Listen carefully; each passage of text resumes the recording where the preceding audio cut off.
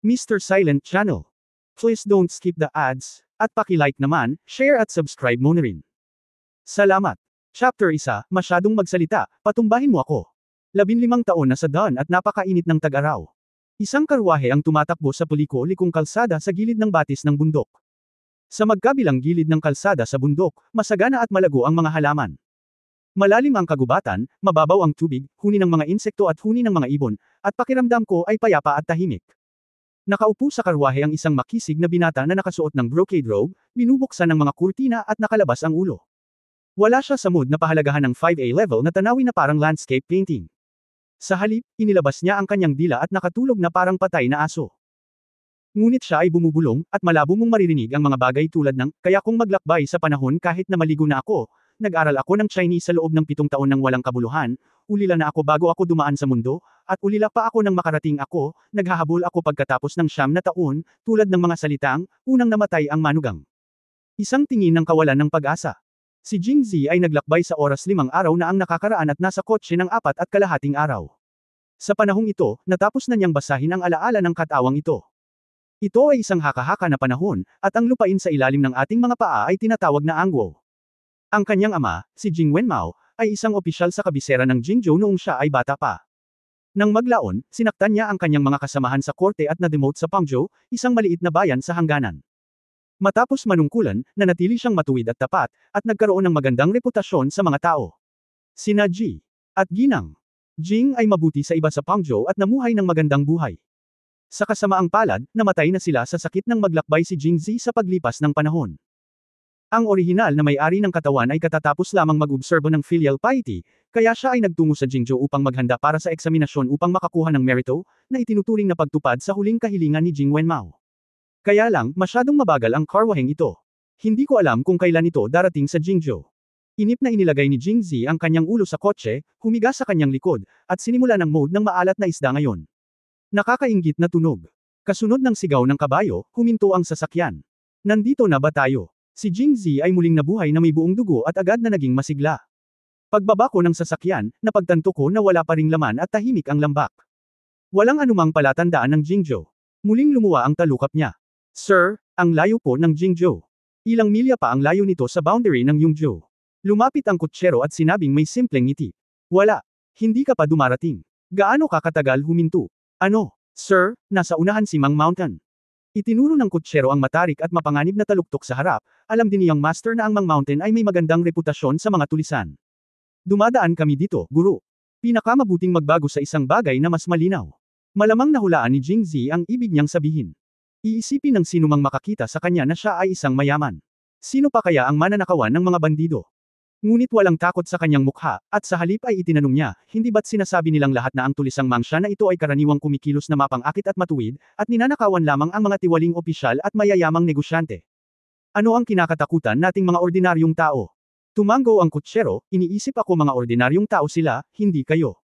Napakainit ng araw, at maaaring hindi gaanong dedikado ang mga tulisan. Kahit na makaharap natin sila, hindi malaking bagay na bayaran sila sa kanilang pagsusumikap. Kung saan, gusto kong makita ng sarili kong mga mata ang mga bandido. Kahit sino. Gusto mo pang makakita ng mga bandido. Magkasakit ka. Ang kutsero ay sumulyap ng patagilid kay Jingzi, iniisip na ang mabuting lalaking si Jing ay nagsilang ng isang hanggal na anak, tama ba? Bakit hindi ka pumunta sa Jingzhou para kumuha ng pagsusulit? Hindi na siya sumagot at sinabi na lang haha. Anyway, kung gusto kitang manakawan, mananakawan kita. Ako, ang mga karaniwang tao, ay hindi natatakot. Pagkatapos ay sumakay na siya sa sasakyan at nagpatuloy sa paglalakad. Kapag hindi pinalad ang mga tao, maaaring lumipad ang kanilang mga umutot. Pagkatapos ng kalahating oras na pagmamaneho, naramdaman ni Jingzi ang kanyang katawan na umindayog, huminto muli ang karwahe, at ang bahagyang umiiyak na boses ng driver ay nagmula sa labas. Young Master, isa kang tulisan sa bundok. Binuksan ni Jingzi ang mga kurtina at tumingin. Isang dosenang lalaking nakaitim ang nakasakay patungo sa kanila sakay ng matataas na kabayo. Damn it! Ibinuka na ba ang bibig na ito? Ang mga bandido ay mga bandido kung tutuusin. Kahit gaano pa kaganda ang kanilang reputasyon, sila pa rin ang mga walang ingat na lalaki na humaharang sa mga kalsada at nagnanakaw ng yaman. Maaari mong biro ang tungkol dito, ngunit nakakaramdam ka pa rin ng pagkakasala kung talagang nakatagpo mo ito.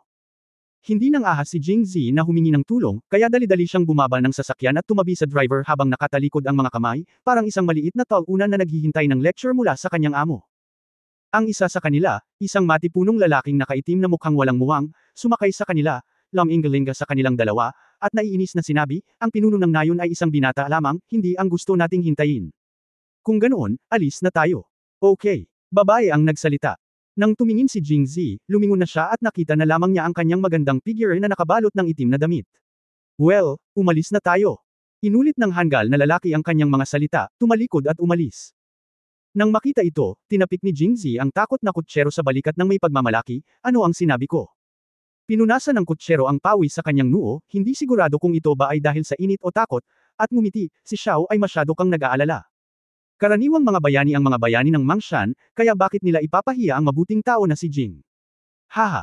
Ang pambabala na ito ay hindi masyadong mataas, ngunit nakita ni Jingzi na ito ay lubhang kapaki-pakinabang. Sa hindi inaasahang pagkakataon, sa sandaling lumabas ang mga salitang ito, ang babaeng pinuno ng nayo na lumakad ng ilang hakbang palayo ay talagang tumigil at tumalikod. Nakasakay sa kabayo, isang pares ng magagandang peach blossom na mata ang tumitig kay Jingzi, ikaw ba si Queen Jing da Shanrin? Tumango si Jingzi ng mahina. Jingzi ang pangalan mo. Oo. Medyo nalito si Jingzi. Sikat lang ang kanyang ama. Paano nalaman ng mga bandido ang kanyang pangalan? Pagkarinig nito ay tiningnan ito ng mabuti ng babaeng pinuno ng baryo at tinapik ang baba na parang naniniwala sa sinabi nito. Saan ka pupunta? Jingzhou. Gumaan ang pakiramdam ni Jingzi nang maramdaman niyang walang masamang intensyon ang babaeng pinuno ng nayon. Nasa Pangzhou ang bahay mo. Manatili ka na lang doon. Bakit ka pupunta sa Jingzhou? Malakas ang tono, hindi parang tanong, kundi tanong. Hindi nakaimik si Jingzi. Ang kanyang tahanan ay Pangzhou, kaya kailangan niyang manatili doon magpakailanman. Paano gumagalaw ang populasyon? Paano lumaganap ang kultura? Anong lohikal na guro? Nagpunta ako sa Jingzhou upang makakuha ng katanyagan. Hindi masama ang iyong pamilya, at ang iyong buhay sa Pangzhou ay mas komportable kaysa sa Zhongshangrun. Ano ang layunin ng pagkakaroon ng katanyagan? Ang isang mabuting tao ay may mga ambisyon sa lahat ng direksyon. Upang makakuha ng katanyagan, natural na kailangan niyang maglingkod sa Imperial Court. Mahinahon siyang tumugon, ngunit sa kanyang puso ay nagrereklamo, ano ang dapat kong gawin sa iyo? Wala kang ibon. Haha. Pagkaraang marinig ito, ang babaeng pinuno ng nayon ay ngumisi, napakasarap makakuha ng katanyagan, at magandang maglingkod sa korte. Narito ang isang tao. Pagkatapos ay nakita niyang ikinakaway nito ang kanyang kamay sa likod niya, itali mo siya. Oo, itali mo siya. Bumalik ulit ang tanggang lalaki at agad siyang pinalibutan. Natarante si Jingzi at naramdaman niyang may mali. Ang mga bandidong ito ay walang kinalaman sa Imperial Court. Sinabi pa niya sa isang walang pakialam na paraan na siya ay nagtrabaho para sa Imperial Court.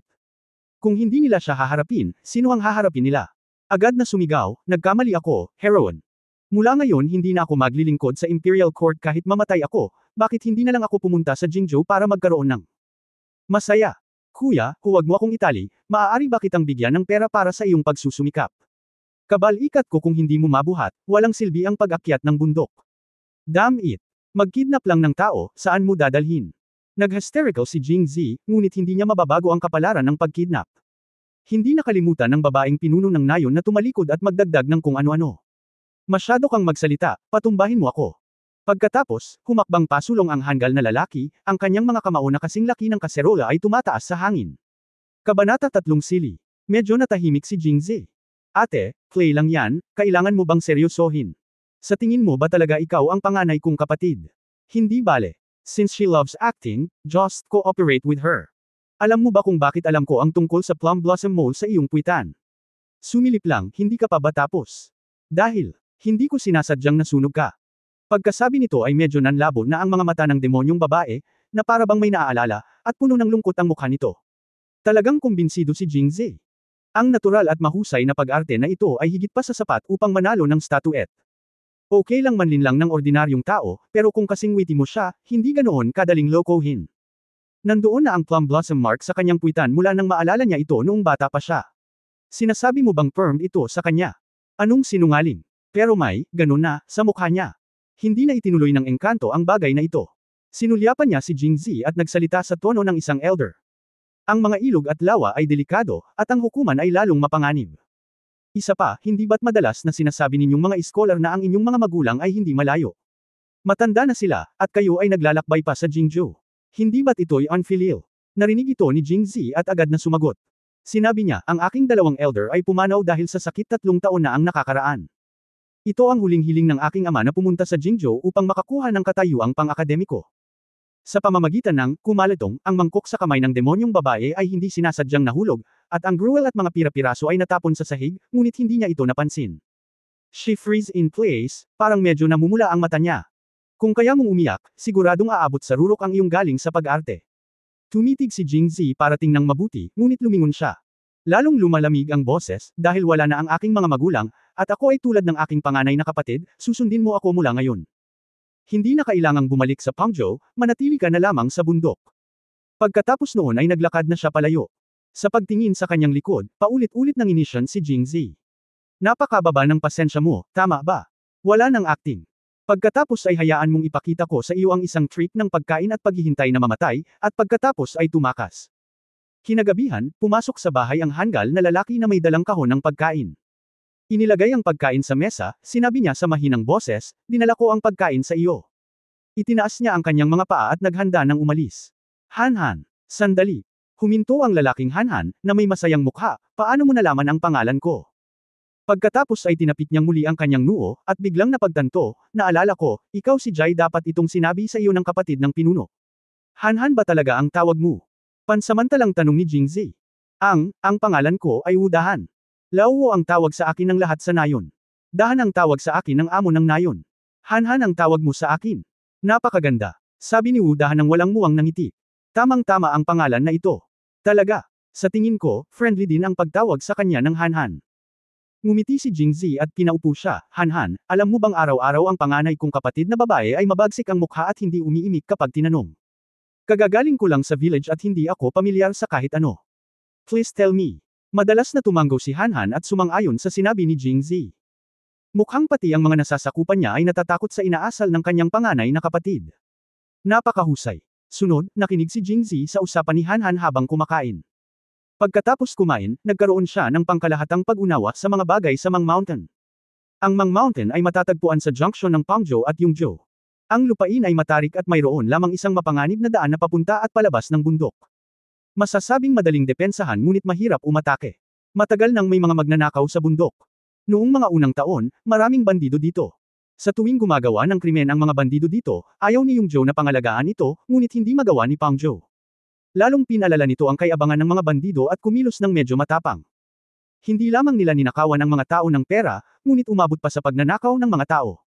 Posisyon ng kababaihan.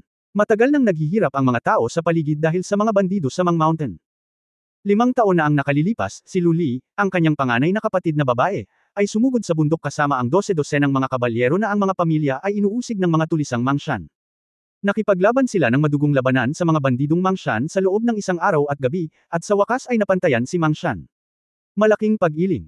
Matapos maging pinuno ng Mangshan Village si Lu Li, nakaakit siya ng maraming desperadong tao na kumalas sa kanya. Nagtakda rin siya ng mga alituntunin ng nakawan ng mayaman ngunit hindi ang mahirap, nakawan ng mga opisyal ngunit hindi ang mga tao, at nakawan ng mga tiwali ngunit hindi ang tapat. Sa loob lamang ng ilang taon, ang reputasyon ng mga bandidong Mangshan ay sumailalim sa mga pagbabago sa lupa. Mahal sila ng mga karaniwang tao, ngunit kinasusuklaman sila ng mga tiwaling opisyal. Hindi mapigilan ni Jingzi na hindi makapagsalita pagkatapos marinig ito. Ang kanyang panganay na kapatid na babae ay medyo matapang at puno ng positibong enerhiya. Pero bakit may soft spot siya para sa sarili niya? Nako, hindi ko maintindihan. Sa unang gabing pumunta siya sa Mang Mountain, si Jingzi ay nakatulog ng walang ingat. Kinaumagahan, nang sumikat ang araw sa sala-sala ng bintana papunta sa kama, nagunat siya at bumangon. Naisip niya, bakasyon lang nitong ilang araw sa Mang Mountain. Ang almusal ay dinala ni Han na sinigang at atsara. Han, hindi ka ba magnanakaw sa paanan ng bundok? Tanong ni Jingzi habang umiinom ng lugaw. Matagal na tayong nakabalik. Sumulyap si Wudahan sa kanya at pagkatapos ay nagsabi, napakainit ng panahon ngayon, isang tanga lang ang susugod sa kalsada sa tanghali. Nang makita si Jingzi na nakatitig sa kanya, naisip ito ni Wudahan. Isa ka lang bang tanga na nasa daan ng tanghali? Agad niyang idinagdag, hindi yan ang sinabi ko, ito ang sinabi ng pinuno ng nayon. Damn it, you think I want to drive at tanghali, is that the coachman? Ngayon isipin ito, nakolekta na ng kutsero ang kanyang pera, at natapos na ang trabaho nang siya ay pinalabas ng Pangzhou. Huwag masyadong comfortable. Hindi na nag-abalang makipagtalo sa kanya si Jingzi at nalaman ito pagkatapos magtanong-tanong. Ito ay isang mainit na tag-araw, at ang panahon ay mainit, lalo na sa tanghali. Pipiliin ng mga nasa kalsada na umiwas sa init sa madaling araw at gabi. Ang mga bandido ay bababa ng bundok sa oras na ito, at sa ibang pagkakataon ay masisiyahan sila sa malamig na hangin sa bundok. Kahapon ay nakatanggap sila ng balita na isang tiwaling opisyal ang pupunta sa Yongzhou via Mangshan para manungkulan. Hindi nila alam ang tiyak na oras, kaya kinailangan nilang pumunta sa kampo ng madaling araw. Gayunpaman, hindi nila inaasahan na hindi siya ninakawan ng tiwaling opisyal, sa halip ay ninakawan ng kapatid ng pinuno ng nayon. Pagkatapos ng hapunan, hiniling ni Jingzi kay Hanhan na ihatid siya sa nayon. Habang pamilyar sa kapaligiran ng nayon, tiningnan din niya ang ruta ng pagtakas. Ang kanyang hitsura ay agad na nakaakit ng maraming mga bandido upang panoorin. Hindi nakalimutan ni Jingzi na ngumiti at kumaway, na nagsasabi ng mga bagay tulad ng, ang pinuno ng nayon ay aking kapatid, ako ang iyong batang pinuno, at magkalapit tayong lahat sa hinaharap. Sayang naman ang mga bandidong iyon na kasing tanga ni Wudahan. Hindi man lang sila umutot kahit nanunood lang sila ng saya. Hindi napigilan ni Jingzi na mapabuntong hininga, ang mga tao sa nayon ay humanga pa rin sa akin, ang batang pinuno ng nayon. Ngunit ako ay isang magiliw na tao, kaya maaari mong sabihin sa kanila na hindi mo kailangang matakot sa akin sa hinaharap. Napaawang ang bibig ni Wudahan, at sa wakas ay sinabi niyang hindi niya maiwasang sabihin, hindi ko alam kung natatakot sila sa iyo. Ang alam ko lang ay curious sila sa iyo. Nagtataka. Nagdududang tanong ni Jingzi. Kung tutusin, ikaw ang unang lalaking nawala ng malay ng pinuno ng nayon at kinidnap sa bundok. Jingzi. Chapter 4 na ilang taon ka na. Napakalaki ng Mang Mountain. Matapos sundan si Hanhan ng kalahating bilog lang, halos tanghali na. Gayunpaman, walang gaanong masisilungan na lugar sa bundok, at mas maliwanag ang sikat ng araw. Para itong nakatapak sa isang kalan sa ilalim ng aming mga paa, at ang init ay umuusok. Kalimutan mo na, para sa araw na ito. Pinunasan ni Jingzi ang kanyang pawis at medyo mahinang sinabi. Sinulyapan siya ni Hanhan, na parang hindi niya gusto ang kanyang mahinang pisikal na kondisyon, at sinabi sa mahinang boses, batang pinuno ng nayon, bumalik ka muna, kukuha ako ng pagkain. Pagbalik niya sa kanyang tirahan ay pawis na siya. Hindi gumalaw ng mabagal si Hanhan. Nang matapos na magpalit ng damit si Jingzi, pumasok siya sa bahay dala ang pagkain. Sa pagtingin sa kanin at mga gulay sa mesa, nawalan ng gana si Jingzi. Matapos kong makagat ng 2 kagat ay muntik ko na itong may suka. Sino ang lutuin sa bundok na ito? Hindi masarap ang luto at kulang sa luto ang luto. Hindi ko na ito magsasalita. Ano ang ibig sabihin ng ulam na ito? Sumpa ba ang maglagay ng berde sa aking ulo? May hawak na stick si Jingzi na may itim na pintura. Si Chi, ang berdeng repolyo sa kanyang ulo, ay mukhang naiinis. Bumalik ka at sabihin sa aking panganay na kapatid na babae na tanggalin ang lutuing ito. Sa kasanayang ito, maaari ka ring mag-alaga ng baboy. Si Hanhan ay nakatayo doon ng walang sabi-sabi, ang kanyang malaking mukha ay medyo namumula.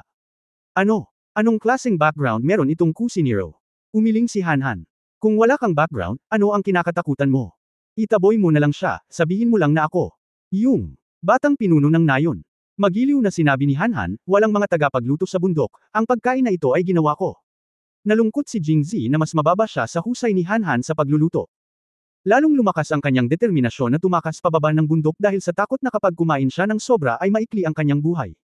Makalipas ang ilang saglit na paghiga sa kama, nakaramdam ako ng matinding uhaw.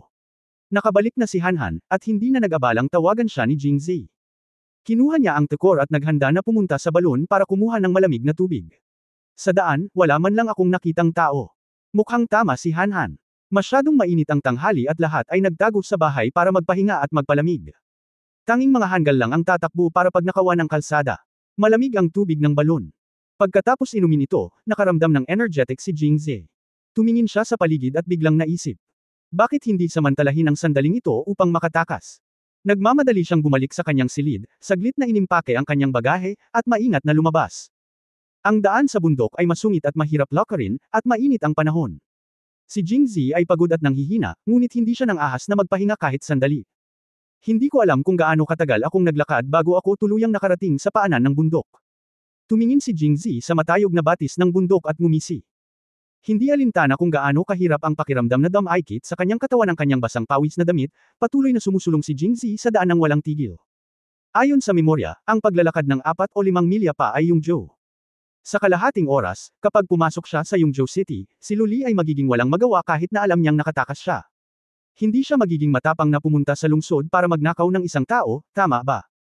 Pagkatapos ng isang araw na pahinga sa lungsod, uupa siya ng karwahe at lalabas ng lungsod bukas. Jingzhou, nandito ako. Ate, andito na ako. Sa pag-iisip nito, naramdaman ni Jingzi na mas magaan ang kanyang mga hakbang. Ngunit pagkatapos ng ilang hakbang, huminto siya. Nakatitig sa pamilyar na matangkad na figure sa kanyang harapan, unti-unting lumakas ang kanyang ngiti. Bakit ka nandito? Halos sabay na sinabi ng dalawa, at pagkatapos ay sinabing may walang muwang na ngiti, walang gaanong pagkain sa bundok. Hiniling ako ng pinuno ng nayon na pumunta sa lungsod upang bumili. Habang sinasabi niya iyon ay inilagay niya sa kanyang kamay ang kalahating sako ng bigas sa kanyang harapan. Iling, bumili ng bigas sa ganitong oras. Gaano man ito narinig ni Jingzi, nakita niyang hindi ito mapagkakatiwalaan. Ngunit hindi siya naglakas loob na magtanong sa mga oras na ito, kaya napangiti na lamang siya at sinabing, ang panganay kong kapatid na babae ang pinuno ng nayon at malakas ang husay sa martial arts. Kung ako, ang nakababatang kapatid, ay walang kapangyarihang pigilan ang manok, hindi ba't nakakahiya ito para sa kanya? Kaya gusto kong umalis. Bumaba ka sa bundok para mag-ehersisyo, ito ay Kung Fu. Sinabi ni Hanhan nang may paghanga, karapat-dapat kang maging pinuno ng nayon. Pagtingin sa ibaba, sinulyapan niya ang mga bagahe sa mga kamay ni Jingzi, at sinabing may kainahinalang tingin sa kanyang mukha, kung nagsasanay ka ng kung fu. Bakit mo ito dinadala? Mga bagahe. Haha. Hindi natarante si Jingzi at nagtanong, narinig mo na ba ang paglalakad ng may mabigat na kargada? Nang makitang umiling si Han, nagpatuloy siya, magdala ka lang ng mabibigat na bagay at magsanay, at doble ang resulta sa kalahati ng pagsisikap. Pagkatapos ng lahat, si Han ay isa ring martial arts practitioner. Nang makita niya ito ay agad niyang naisip. Habang pinupuri siya, hindi niya nakalimutang ilagay sa balikat ni Jingzi ang kalahating sako ng bigas. Batang pinuno ng nayon, masyadong magaan ang iyong bagahe at hindi magiging epektibo. Mas mabuting bitbitin ang supot ng bigas na ito. Jingzi. Naglakad si Jingzi ng halos 1 oras pagkatapos bumaba mula sa bundok. Ngunit inabot siya ng mahigit 2 oras bago umakyat mula sa ibaba ng bundok. Lalo na yung kalahating sako ng bigas sa likod ko, naiiyak ako pag masyado kong pinag-uusapan. Bumalik sa kanyang tirahan, ibinagsak ni Jingzi ang sarili sa kama. Nang dumating si Han para maghatid ng pagkain sa gabi, ikinaway niya lang ang kanyang mga kamay at hindi man lang nag-abalang magsalita. Nakahiga sa kama sa gabi, buod niya ito. Pagkababa pa lang niya ng bundok ay nakasalubong niya si Han na bumibili ng bigas. Ang masasabi niya lang ay sobra na. I recharge ang iyong mga baterya isang gabi at pakiramdam na puno ng enerhiya sa susunod na araw. Noong tanghali ng araw na iyon, maagang bumalik si Han pagkatapos maghatid ng pagkain. 12:00 ng tanghali, muling nadulas si Jingzi pagkatapos niyang kumain. Bumili ako ng bigas kahapon. Hindi ko ito mabibili ngayon, tama ba? Sa karanasan kahapon, mabilis siyang tumakbo pababa ng bundok sa pagkakataong ito, mas mabilis.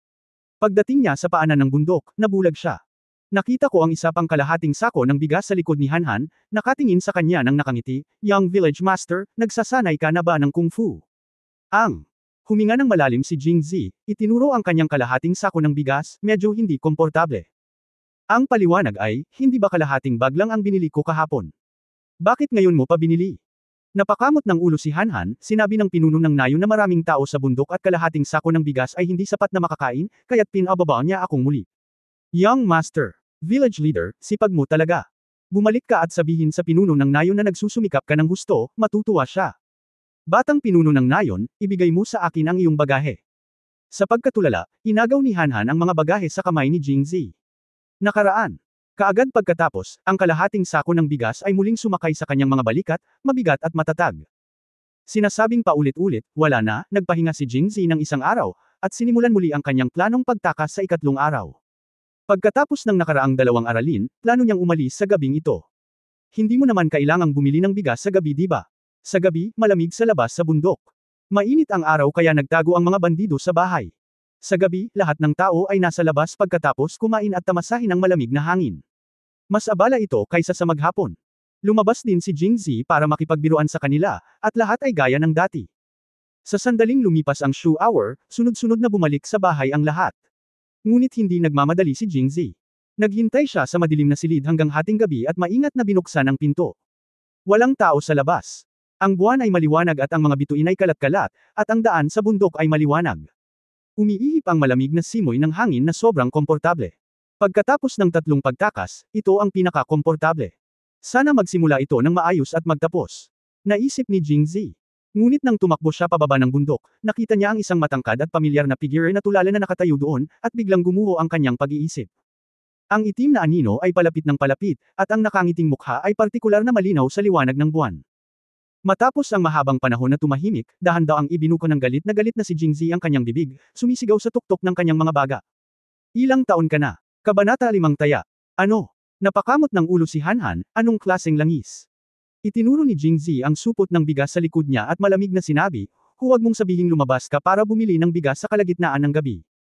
Hehe, sabi ni Hanhan na may nakakalokong ngiti, sinabi ko sa village master ang tungkol sa pagsasanay ni Xiaojai master. Pinagalitan ako ng village master at hiniling sa akin na matuto pa mula sa Xiaojai master. Ang pagsasanay na ito ay hindi maaaring iwanan.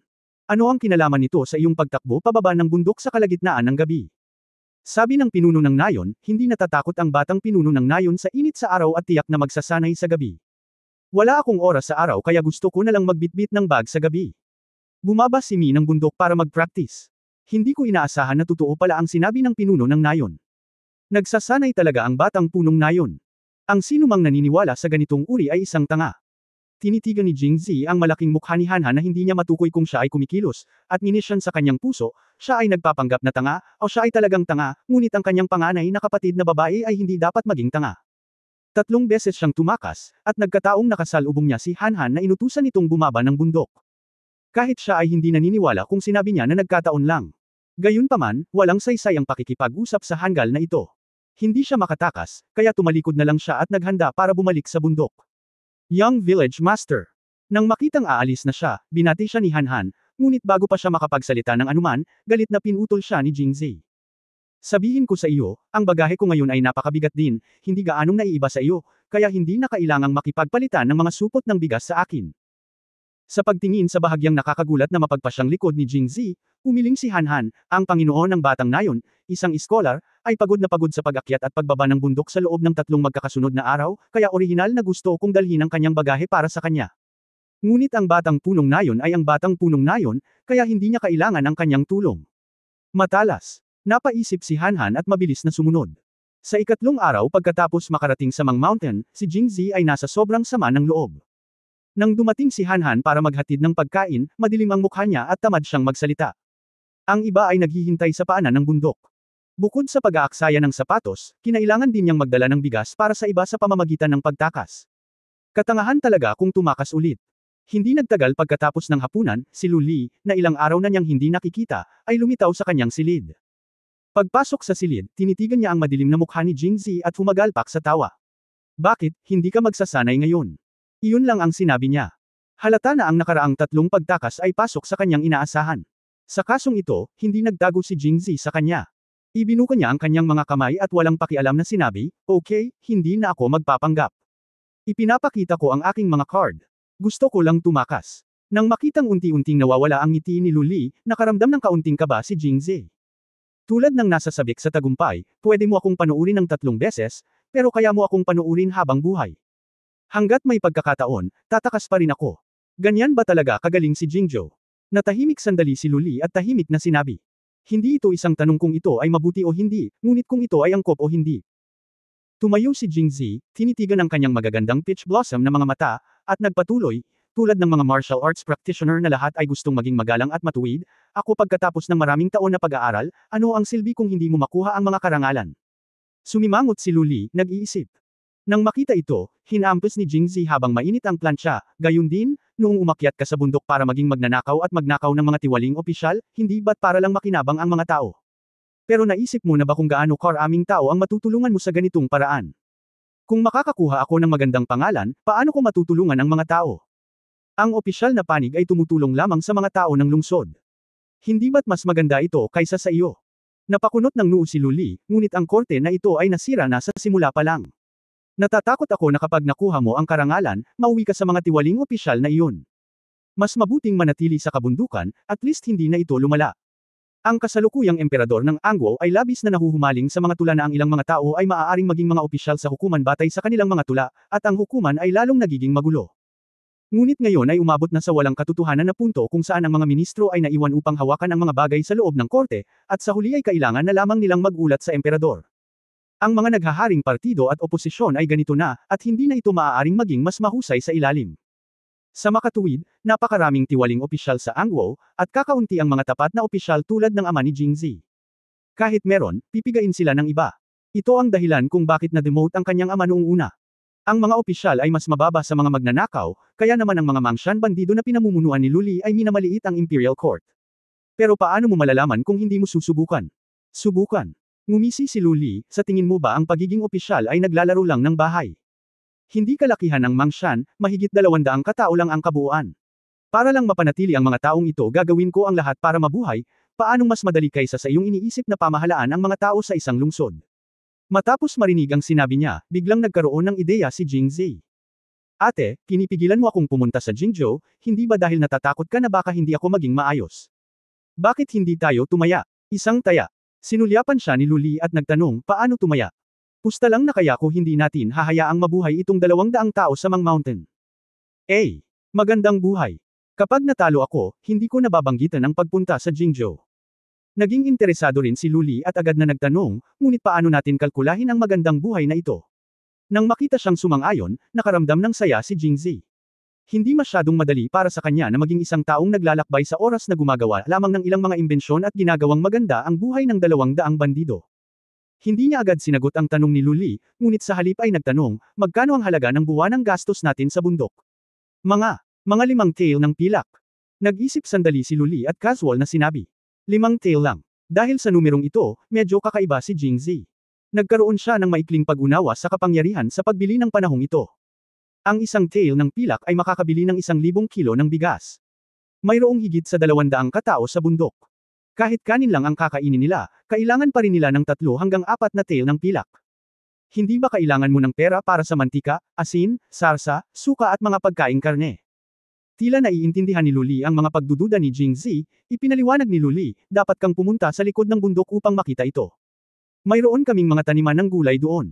Kapag maganda ang ani, kung ano ang itinanim namin ay karaniwang sapat na makakain. Lahat ng gastusin sa bundok ay nabibili ko ang anumang kailangan ko, kaya hindi ako gumagastos ng malaki. Ano ang tungkol sa karne? May mga manok, itik, baka at tupa sa likod ng bundok. Paano magkakaroon ng sapat na pagkain para sa higit sa 200 katao? Kaya ipinahayag niya ang mga pagdududa sa kanyang isipan. Hindi bagong taon o pista, sino ang handang kumain ng karne sa ordinaryong panahon? Ang mga manok, itik, baka at tupa na ating inaalagaan ay sapat na upang kainin sa bagong taon at mga pista. Itinaas ni Luli ang kanyang ulo na may isang bagay na ekspresyon. Ito ay ganap na binawi ang pagkaunawa ni Jingzi sa mga bandido, lalo na ang pariralang, sino ang handang kumain ng karne sa mga ordinaryong panahon, ay natural na sinabi sa kanya. Nasaan ang haring tulisan dito? Halatang baliw siya. Gayunpaman, hindi mahalaga kung ito ay makalupa. Nangangahulugan ito na mayroon kang maliit na kaalaman at lubos na nasisiyahan. Kinusot ni Jingzi ang kanyang mga mata at ngumiti ng masama. Kabanata 6 na ipinapakasal ko sa iyo ang aking kapatid na babae. Ano? Kumain ng karne. Uminom ng alak. At kumain ng karne tuwing kakain. Matapos makinig sa mga salita ni Luli, isang grupo ng mga bandido ang bamulong, nalilito at nagulat. Hindi yan ang sinabi ko, iyon ang sinabi niya. Itinuro ni Luli ang kanyang daliri at inosenteng umatras, iniwan ang entablado kay Jingzi. Ngumiti si Jingzi at kumaway sa lahat, iniisip na ang mga bandidong ito ay dapat na puno ng pasasalamat at paghanga sa kanya, ang tagapagligtas na malapit ng mapabuti ang kanilang materyal na buhay. Ngunit ang mga resulta ay medyo naiiba. Siya lang. Sabay-sabay silang napatingin kay Jingzi sa gilid, at saka paulit-ulit ng inisyon. Haha! Kung hindi dahil sa pag-alis dito, nangako si Jingzi na hinding-hindi niya aakayin ang mga hanggal na ito na mamuhay ng magandang buhay ng pagkain ng karne at pag-inom ng alak. Sa kanilang masamang hitsura, karapat-dapat silang ituring na mga tulisan na kumakain ng gulay hanggang sa maging berde sila habang buhay. Hindi ka naniniwala. Pinigilan ni Jingzi ang kanyang galit at sinabing, kaaya-aya. Hindi ako naniniwala. Hindi natakot sa kanya ang lahat at sabay-sabay na tumango.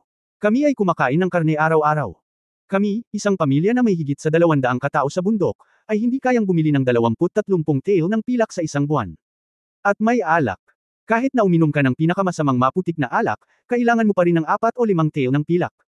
Karaniwan nating ipinagdiriwang ang bagong taon. Hindi ka man lang nangangahas na ibuka ang iyong bibig upang kumain sa panahon ng bakasyon, ngunit umiinom at kumakain ka pa rin ng karne araw-araw. Paulit-ulit mong sinasabi ang sinabi ko, ngunit ang kahulugan sa likod ng iyong mga salita ay nagpahayag lamang ng isang layer ng kahulugan, hindi kami naniniwala sa sinabi mo. Hanhan, naniniwala ka ba? Napakamot ng ulo si Hanhan at sinabi sa mahinang boses, ang alam ko lang ay ang mga opisyal at mayayamang pamilya sa lungsod lamang ang maaaring kumain ng karne araw-araw. Kung magagawa natin ito sa bundok, hindi ba't ang lahat ng tao sa ibaba ng bundok ay tumatakbo? Haha, tingnan mo si Old Wu, hindi siya ganoon katanga. Sinampal ng lahat si Hanhan at kinutya si Jingzi. Ang orihinal na intensyon na hayaan ang mga bandidong ito na kumain ng karne ay hindi upang mapabuti ang kanilang buhay, ngunit upang makaalis dito. Sa pag-iisip nito, hindi na nag-abalang ilabas ang galit ni Jingzi sa kanila, at ngumiti ng bahagya, manood ka na lang, hindi magtatagal ay magagawa kong kumain ng karne at uminom ng alak ang lahat ng nasa bundok. Sana sa oras na yun ay maaalala mo pa rin ang sinabi ko ngayon. Nako, kung talagang hahayaan mo kaming mamuhay ng pagkain ng karne at pag-inom ng alak, gagawin ko. Ano sa tingin mo? Ang nagsalita ay isang lalaking mataba ang katawan at balbas, nag-alinlangan sandali. At pagkatapos ay malakas niyang sinabi, kung magkagayon ay ipapakasal ko sa iyo ang aking kapatid na babae na nakatira sa lungsod. Tanungin mo ba ang kapatid mo? Dahil nakakatakot ang hitsura ng lalaking ito, gusto ni Jingzi na tanungin kung ano ang hitsura ng kanyang kapatid, ngunit hindi ko alam kung paano magsalita. Ang aking kapatid na babae ay medyo katulad sa akin, ngunit siya ay napakaganda. At siya ay nakakain at nakakainom, upang siya ay magkaroon ng mabuting kalusugan sa hinaharap. Bago pa matapos magsalita si Jingzi, buong pagmamalaking ipinakilala ng lalaki ang kanyang, maganda, na kapatid. Matapos marinig ito, si Jingzi ay napawisan ng malamig. Damn it! Gantihan ang kabutihan ng puot. Ang paggawa at pamamahala ay nagsusumikap upang mamuhay ka ng isang magandang buhay, ngunit hindi mo nais na ang paggawa at pamamahala ay mamuhay ng isang magandang buhay. Ito ay talagang mabisyo. Ito, hindi na kailangan. Pinunasan ni Jingzi ang pawis sa kanyang noo na may maingat na tingin sa kanyang mukha. Hindi mo kailangang mag-alala kung sasamantalahin mo ako. Hanggat maaari mong hayaan kaming mamuhay sa uri ng buhay na sinabi mo, kahit na magdusa ako ng kaunting kawalan, ano ang masama kung ipakasal mo ang aking kapatid sa iyo? Nang matapos magsalita si Fatbol ay nagmukha siyang matuwid.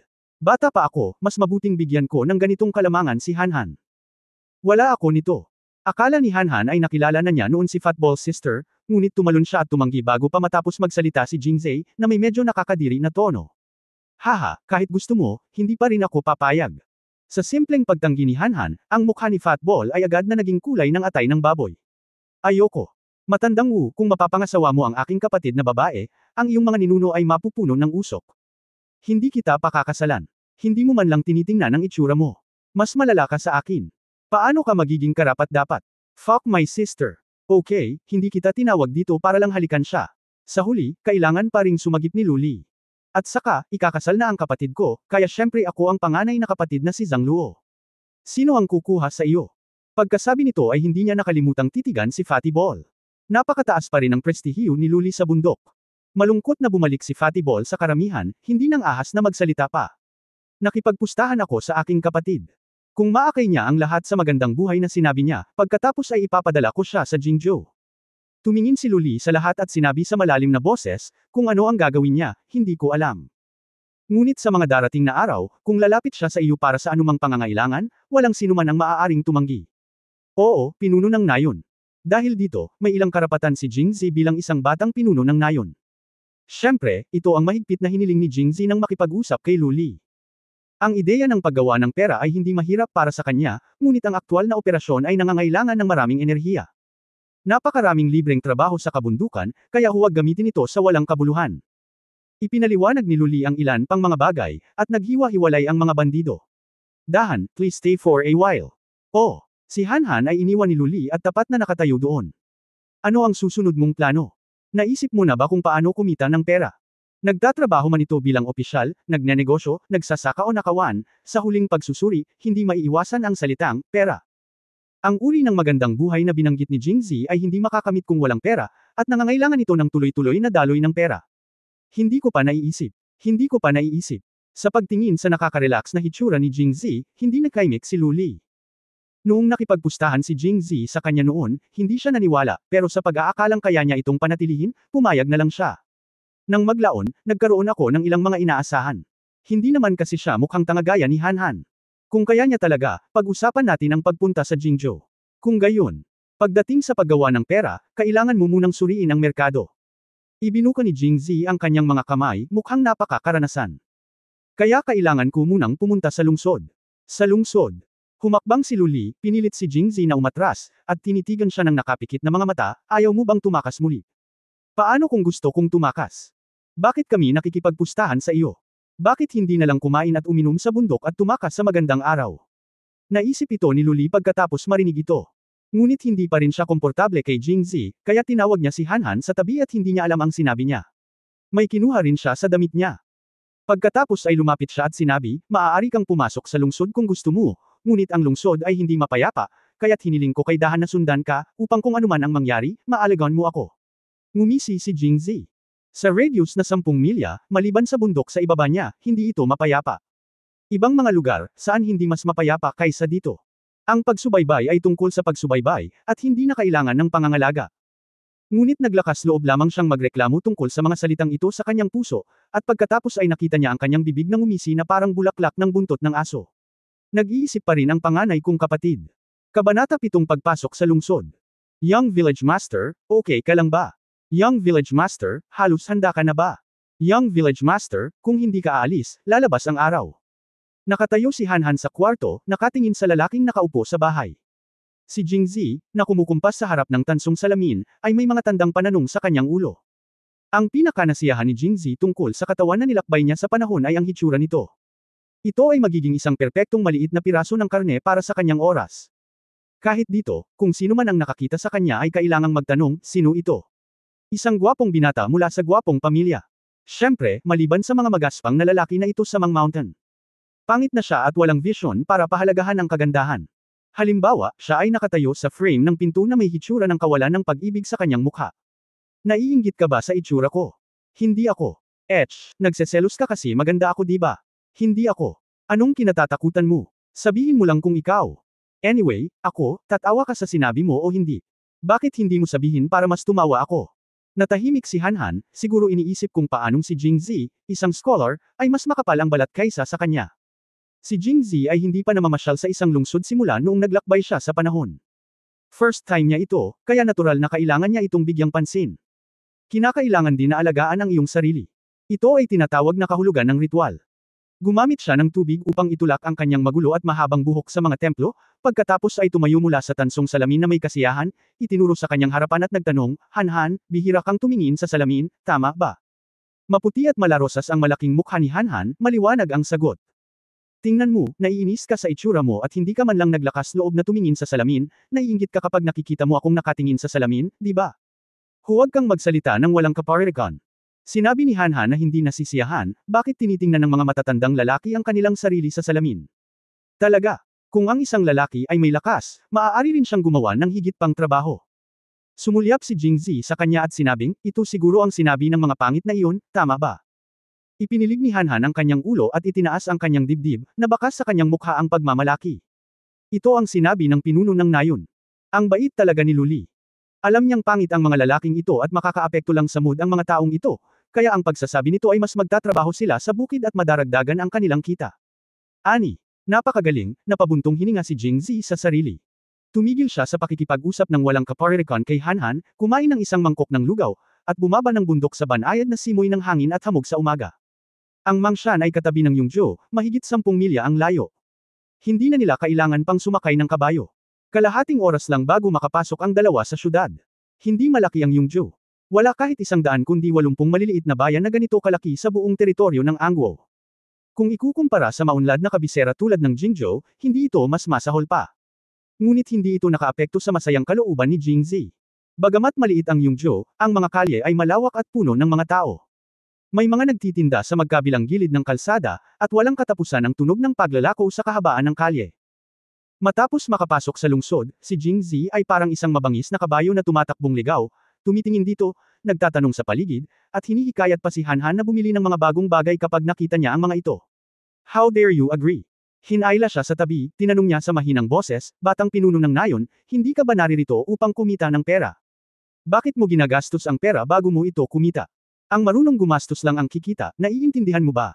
Umiling si Hanhan, hindi ko maintindihan, at wala akong pera. Walang pera. Sinungaling ka. Si Jingzi ay labis na hindi nasisiyahan sa saloobin ni Hanhan at nagtanong, bago tayo bumaba ng bundok, binigyan ka ng aking kapatid na babae ng pera at nagpanggap na hindi ko ito nakita. Bakit, gusto mo pa bang itago ang lahat ng ito sa iyong sarili? Hindi ko ginawa. Nawala ang galit ng tapat na si Hanhan nang marinig niyang sinabi ni Jingzi na itinago niya ang pera, ibinigay sa akin ng may-ari ng nayon ang pera, ngunit sinabi niya sa akin na ang pera na ito ay para sa akin. Para sa pagkain at tirahan sa lungsod. Ibig sabihin malinaw naman, makakakuha ka ng pera mula sa kanya para sa pagkain at tirahan, ngunit para sa pagbili ng ilang mga random na bagay, paumanhin, hindi. Kung gayon magkano ang kabuoang ibinigay ng panganay na kapatid na babae? Isang tail. Isang tail lang.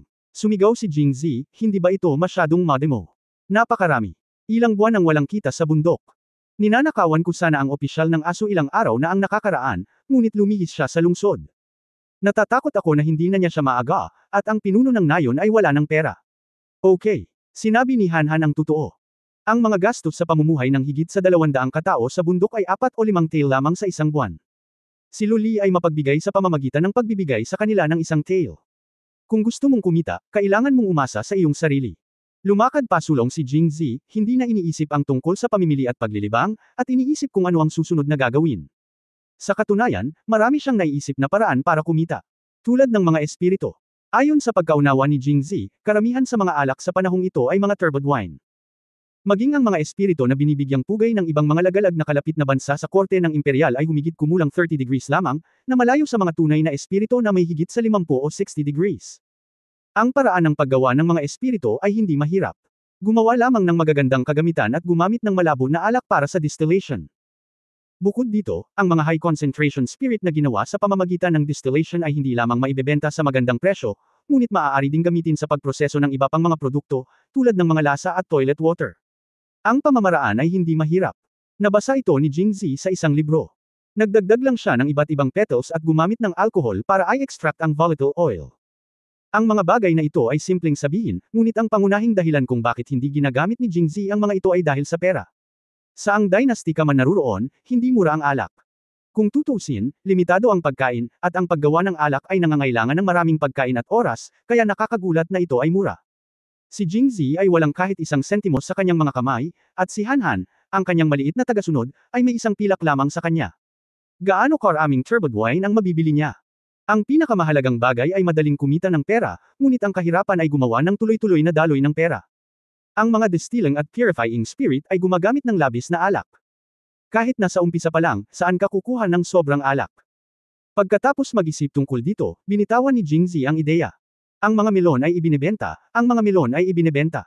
Matamis at malamig na pakwan. Kumain ng 1 piraso upang maibsan ang init, kumain ng 2 piraso upang makaligtas sa taglamig. Habang naglalakad ako, isang malakas na sigaw ang nanggagaling sa unahan. Pataas na ang araw, at pagkatapos maglakad ng mahabang panahon, nauuhaw din si Jingzi. Nang mabalitaan niyang may nagtitinda ng pakwan ay agad siyang naging masigla. Hanhan, bumili tayo ng melon para makakain. May mga melon kami sa bundok. Kung gayon, pumunta ka sa bundok at pumili ng isa para sa akin ngayon. Tinakpan ni Hanhan ang kanyang bulsa, nag-aalangan. Tinatimad ka namang umakyat ng bundok bakit ka nag-abala? Tsaka hindi ba pangkain at tirahan lang tong pera? Oo.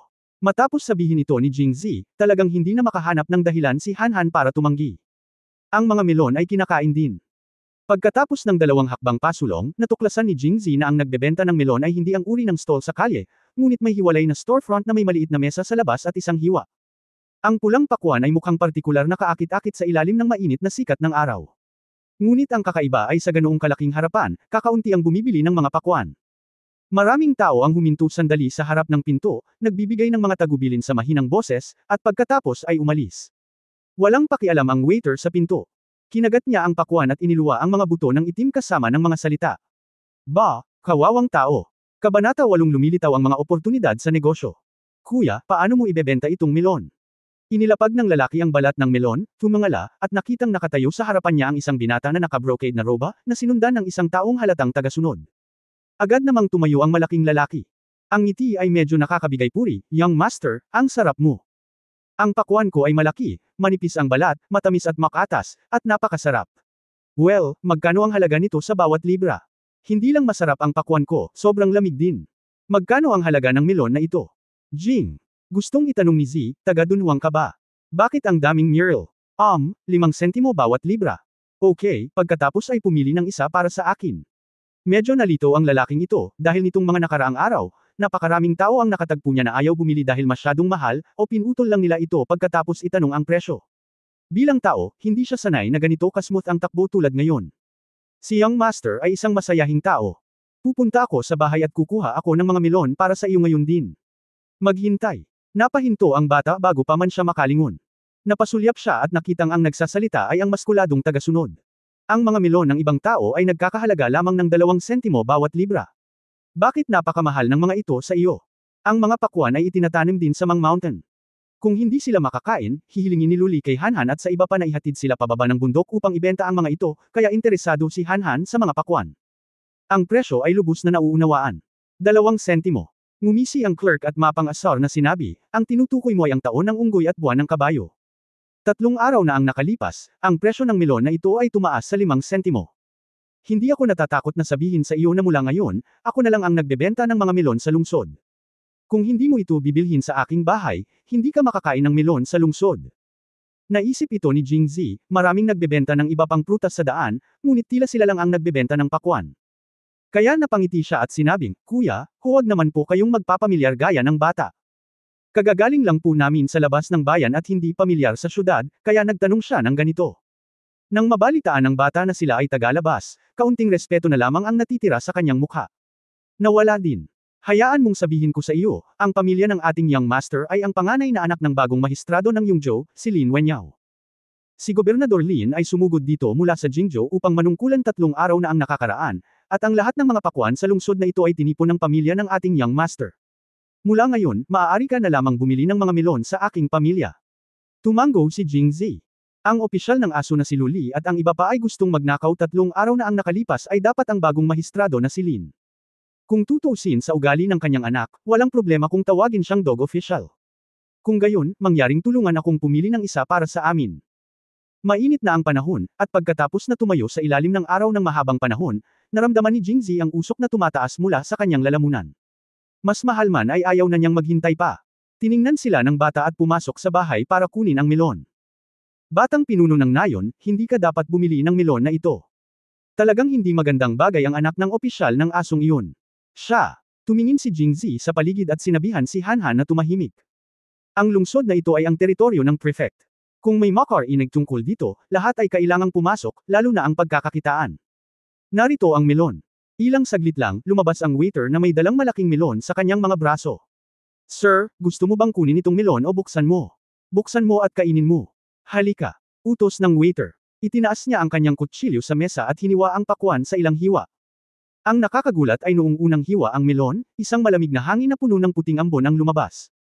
Nang makita ang pagdududa ni Jingzi, lalo pang naging interesado ang waiter, mahal ang mga pakwan ko hindi lang dahil kami lang ang nagbebenta ng melon sa lungsod, kundi dahil may ice seller sa bahay ang batang amo namin.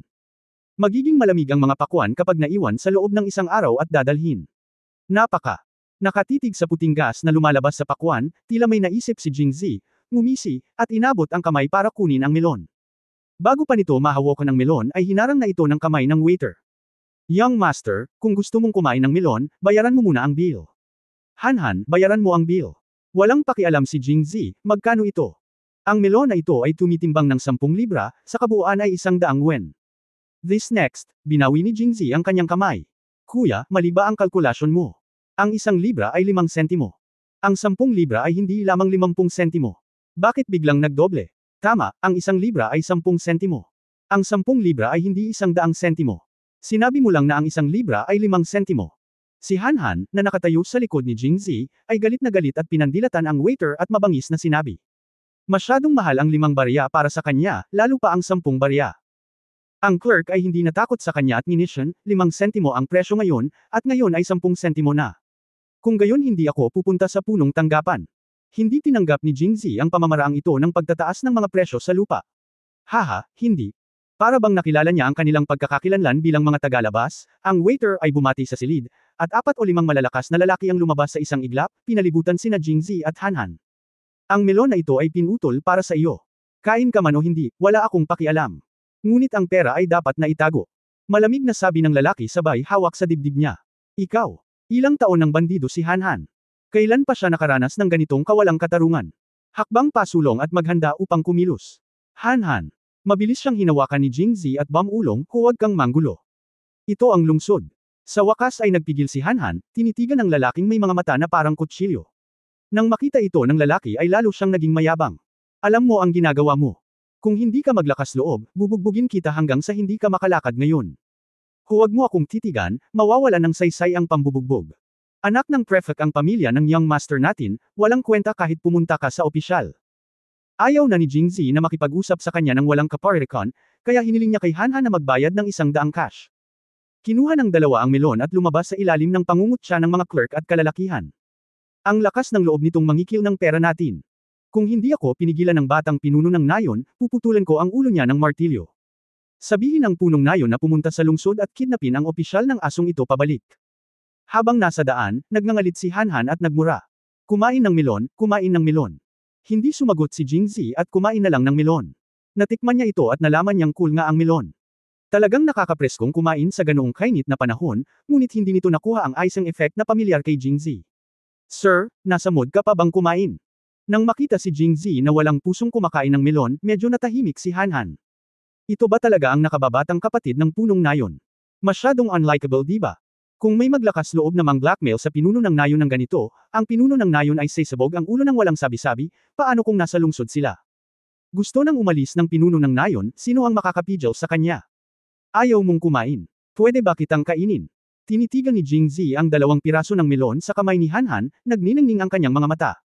Ako. Matapos ang ilang sandali ng katahimikan, itinaas ni Hanhan ang pakwan sa kanyang kamay at sinimulang kainin ito. Pagkatapos niyang kumain, tinanong siya ni Jingzi, gusto mo bang turuan sila ng leksyon? Tumango si Hanhan ng nakakaloko. May naisip akong paraan. Anong paraan? Anabangan ito ni Hanhan. Well, mayroon bang nagbebenta ng paputok sa lungsod? Kabanata Siyam na maaari ba akong magbayad ng pautang? Siyempre may nagtitinda ng paputok sa lungsod. Ang pinakasikat na oras para sa pagpapaputok ay sa panahon ng Chinese New Year. Karaniwang nagpapaputok ang mga tao para ipagdasal ang magandang panahon at magandang ani sa darating na taon. Bukod sa pagdiriwang ng bagong taon, magpapaputok din ang bawat pamilya sa mga kasalan at kasalan. Sa Yongzhou City, kilala ni Hanhan ang isang pamilyang nagbebenta ng paputok. Ngunit ano ang kinalaman ng paputok na ito sa pagtuturo ng leksyon sa mga nagbebenta ng melon? Posible bang bumili ng paputok para matakot sila sa gabi? Ipinahayag ni Hanhan ang kanyang pagdududa at pinagtawanan ni Jingzi. Pero hindi ko pa rin sinabi sa kanya kung para saan ang paputok. Sumunod, matapat na dinala ni Hanhan si Jingzi sa bahay na nagbebenta ng mga paputok sa kanluran ng lungsod. Tuwing weekdays, kakaunti ang ibinebentang paputok, at alam ng mga kailangang bumili ng paputok ang lugar, kaya hindi na kailangang magbukas ng tindahan sa kalye ang mga nagbebenta ng paputok. Si Jingzi ay dinala ni Hanhan sa isang eskinita at nagsimulang kumatok sa pinto. Bumili ng firecrackers. Pinunasan ng isang nasa katanghaliang gulang na may goatee ang kanyang inaantok na mga mata at binuksan ang pinto, tumingin sa kanilang dalawa at nagtanong. Huwag mo nang bilhin. Saglit na natigilan si goatee, na may pagtatampo sa mukha, kung hindi ka bibili ng paputok, bakit mo pinapalo? May sakit ka ba? May doktor sa pangalawang eskinita sa timog, pwede kang pumunta. Sabi niya nang matapos, inabot ni goatee at naiinip na isinara ang pinto. Huwag isara. Mabilis na hinarang ni Jingzi ang pinto, sa pag-aakalang siya nga ang gumawa ng paputok, napakasama ng ugali niya. Anong ginagawa mo? Ayaw mong bumili ng paputok. Tinitigan siya ng goatee, hindi nasisiyahan. Hindi ako bumibili ng paputok, bumibili ako ng iba. Wala akong iba maliban sa paputok. Sabi ni goatee at nagtungo para isara ang pinto. Bumili ako ng saltpeter. Saltpeter. Huminto si goatee sa pagsasara ng pinto, tumingin kay Jingzi ng maingat, at nagtanong, gusto mo rin bang gumawa ng mga paputok? Okay. Tinatrato siya bilang isang kapantay. Hindi ako makakarating. Sinungaling, anong ginagawa mo kung hindi ka gagawa ng paputok at bibili ng saltpeter? Nandito ka ba para magnakaw ng negosyo? Bawal magbenta. Umalis ka dali. Tanging ang mga tao sa parehong industriya ang may pinakapurong puot. Ito ang sinasabi nila. Totoo, pagkatapos treatuhin si Jingzi bilang isang kasamahan, direktang itinulak siya ni goatee. Ito ay isang magandang bagay na may malaking kita. Hayaan akong suriin ito para sa iyo. Maaari mo itong pakinggan muna, at pagkatapos ay isaalang-alang kung ibebenta ito o hindi. Hindi tumugon si goatee, ngunit tumigil sa pagtulak sa mga tao.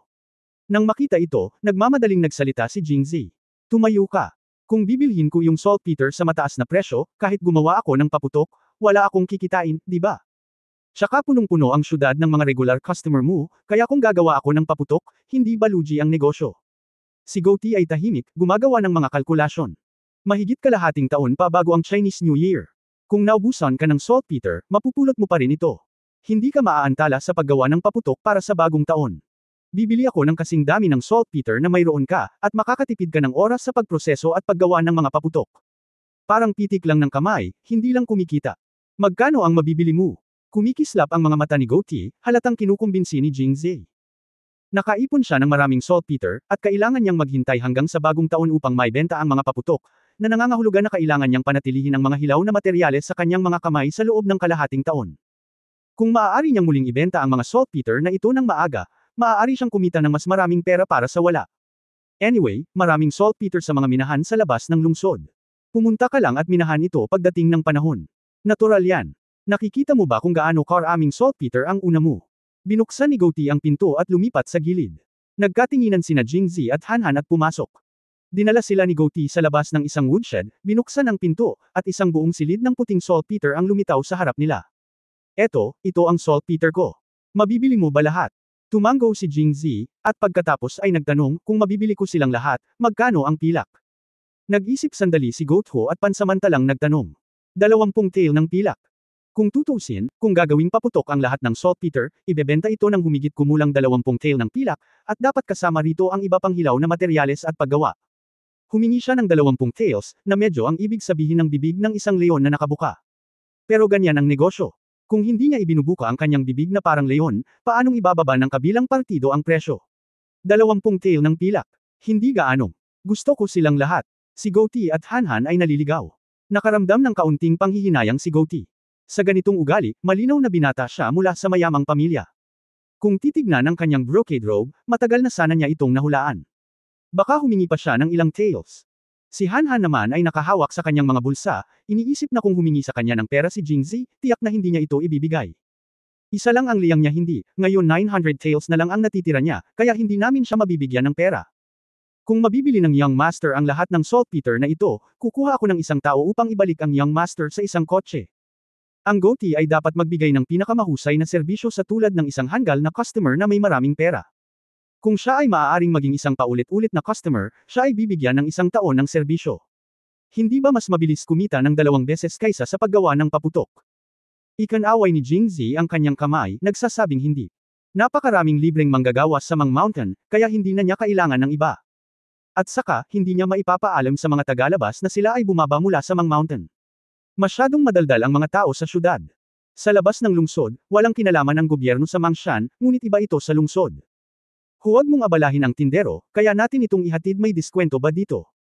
Umiling si Goatee, napakababa na ng 20 tael ng pilak. Kung makakahanap ka ng magdadala ng iba pang hilaw na materyales para sa paggawa ng paputok, kaya ko ito. Bibigyan kita. Okay. Masayang tinanggap ni Jingzi. Guro, aalisin mo ba ang saltpeter ngayon? Tumangala si Jingzi sa langit. Tanghali na noon at gusto na niyang bumalik sa bundok. May dadalhin siyang maghahatid sa kanya sa hapon, ngunit ang problema ngayon ay walang pera. Tindero, maaari mo bang gawin ito ng pautang? Sa utang. Ang mga salitang ito ay biglang lumitaw sa ulo ni Goatee, ang kanyang mukha ay nagdilim, at sinabi niya sa malalim na boses, kung wala kang pera, Young Master, umalis ka kaagad. Huwag mag-aksaya ng oras. Ngumiti si Jingzi ng nakakaloko, joke lang, tindero. Bakit ka nagmamadali? Kapag tumawag ako para kunin ang saltpeter, tiyak na kakailanganin ng tindera ang pera. Matapos marinig ito, lumambot ang ekspresyon ni Goatee at pinaalis niya sina Jingzi at Hanhan. Pagkalabas ng bahay ni Goatee, walang balak si Jingzi na bumalik sa bundok, ngunit iniisip kung paano kumita ng sapat na 20 tael ng pilak. Hinawakan ito ni Hanhan ng mahabang panahon, at sa wakas ay hindi naiwasang magtanong, Young Village Master, ano ang kinalaman ng pagbili ng saltpeter sa pagtuturo sa mga nagtitinda ng melon? Ang sikreto ay hindi dapat ibunyag. Maiintindihan mo pagdating ng panahon. Misteryosong sabi ni Jingzi na kinakabahan. Ngunit wala tayong 20 tael ng pilak. Kailangan kong pag-isipan muli ang tungkol dito. Pinunasan ni Jingzi ang kanyang pawis at nagpatuloy. Sobrang init. Humanap muna tayo ng kain muna tayo tapos umidlip. Pagkagising ko, lalakas na ang loob ko. Baka mag-isip ako ng paraan para kumita. Kabanata 10 isang lugar kung saan gustong puntahan ng lahat ng lalaki. Kumain, pera 100. Tirahan, pera 100. Habang si Jingzi ay nakahiga sa in-bed na walang ingat at natutulog, si Hanhan ay nagbibilang ng natitirang 700 na barya, nakakaramdam ng kaunting pag-aalala. Kalahating araw na lang, 300 barya na ang nagastos. Sa loob ng 2 araw, lahat ng pera ay dapat gastusin, di ba? Hindi ko nakita ang kakayahan ng batang pinuno ng nayon na kumita, ngunit ang kanyang kakayahang gumastos ng pera ay talagang mahusay, si Hanhan ay tumagilid ang kanyang ulo at nag-isip. Masarap ang tulog ni Jingzi, natutulog mula tanghali hanggang gabi. Pagkatapos magising, talagang punong-puno siya ng lakas. Pagkatapos ng simpleng pagkain sa ibaba, hinimok ni Jingzi si Hanhan, nakatatapos lang magbayad ng bill at mukhang mas nag-aalala kaysa dati, na lumabas, na kinukumbinsi pa rin siya. Ilang daang barya lang yan, di ba? Wait and see, kikita ako ng pera mamayang gabi. Kinurot ni Hanhan ang kanyang mga labi at nagpahayag ng hindi paniniwala, ngunit sinundan pa rin si Jingzi palabas. Habang lumalalim ang gabi at umiihip ang malamig na simoy ng hangin, mas marami ang tao sa kalye kaysa sa araw. Malabo ang liwanag ng buwan sa kalangitan at madilim ang mga ilaw sa kalye. Mukha nga itong nightlife. Lumingon si Jingzi at nagtanong, Han, alam mo bang may lugar sa lungsod na ito na gustong puntahan ng lahat ng lalaki? Saglit na nag-isip si Han, nagliwanag ang kanyang mga mata, alam ko. Sige, dalhin mo ako dyan dali. Haha, di ko akalain na mukhang honest pala tong lokong ka, pero sobrang sanggit din sa puso. Makalipas ang ilang sandali, tinitigan ni Jingzi ang mga hubad na figure sa umaagos na batis at nahulog sa malalim na pag-iisip. Han, ito ang sinabi mo. Isang lugar kung saan gustong puntahan ng lahat ng lalaki. Tinitigan ni Han ang mga lalaking lumalangoy at naglalaro sa ilog, at buong pagmamalaking sinabi, sa napakainit na araw, haborin ninyo ang inyong mga damit at humiga sa ilog sa gabi. Hindi ba ito ang lugar na gustong puntahan ng bawat lalaki? Haha. Nang hindi nakaimik si Jingzi, isang tawa ang nagmula sa gilid. Lumingon si Jingzi at nakita ang isang payat, mukhang kaawa-awa na binata na nakatayo sa tabi nila. Halatang narinig niya ang sinabi ng mga ito. Nang makitang nakatingin sa kanya sina Jingzi at Han, hindi nataranta ang kaawa-awa na lalaki at patuloy na ngumiti, masyado pa kayong bata. Ito ang lugar kung saan gustong pumunta ng mga batang lalaki, ngunit hindi isang lugar kung saan gustong pumunta ng lahat ng lalaki. Sa sandaling narinig ko ito, alam ko na ang taong kaharap ko ay isang taong may kaalaman. Sinadya ni Jingzi na nagtanong, saan dapat iyon? Haha, sa napakagandang gabing ito, natural na nasa ibang lugar ang saya ng isang lalaki. Ngayon pa lang ako pupunta, sundan mo ako. Nang matapos magsalita ang kahabag-habag na lalaki ay mabilis itong lumayo. Lumabas ka. Kinindata ni Jingzi si Han at nagmamadaling sumunod sa kanya. Matapos maglakad ng halos isang kapat ng isang oras, huminto ang kaawa-awang lalaki at tumuro sa harap. Tingnan mo doon. Tumangala si Jingzi at nakita ang isang makulay at magandang pavilion na nakatayo sa kanyang harapan. 3 palapag ang taas noon. Ang buong gusali ay pininturahan ng mapusyaw na pulang pintura, at ang mga makukulay na watawat at parol ay nakasabit sa paligid nito. Inaanod sa hangin kasabay ng simoy ng hangin. Ang buong atek ay nagbibigay sa mga tao ng isang maliwanag at kahangahangang pakiramdam. Bago pa man makalapit ang sinuman, maririnig na nila ang tunog ng orkestra na musika at ang tawanan ng mga babae mula sa loob. Umaalingaw-ngaw sa hangin ang malamyos na tunog. Sa labas ng pinto ng atek, may ilang babaeng nakasuot ng magaan na damit at makapal na pampaganda, kumakaway sa kanilang mga tagahanga, bumabati sa mga tao at nagpapaalis sa kanila, gustong magsalita. Naramdaman ni Jingzi na tumaas ang kanyang dugo. Tumangala siya sa atek at nakita ang isang malaking plate na nakasabit sa ikalawang palapag, na may 3 malalaking gininto ang karakter na nakaukit dito. Xunshui Tower. Nang makita ang 3 salitang ito, bahagyang natahimik si Jingzi. Hindi ba ito masyadong walang pidgel? Ito ay parehong tagsibol at tubig, at madaling mag-isip ng ilang mga larawan na hindi angkop para sa mga bata. Ang Han sa tabi niya ay hindi rin mas maganda. Maliban kay Luli, naroon ang lahat ng magaspang na lalaki sa bundok na mas pangit kaysa sa kanya. May pagkalalaki rin si Luli, kaya medyo malaki ang impact ng grupong ito ng magagandang babae na lumapit sa kanya. Nang makita silang dalawa na nananatili sa pwesto, ipinagmamalaki ng kaawa-awang lalaki. Tinapik-tapik niya ang dalawa sa balikat at nakangiting sinabi, hindi ba nakaka-excite? Ang dalawa ay madalas na tumango, nakakatuwa. Haha, may mas exciting na bagay sa loob. Dito dapat pumunta ang isang lalaki. Habang nag-uusap, may dumarating mula sa malayo. Kuya Wu, nandito ka ba? Kuya Zhang, nandito ka ba? Kuya Wu, papasok ka ba? Kuya Zhang, papasok ka na ba? Mukhang regular na bisita ang kaawa-awang tao dito.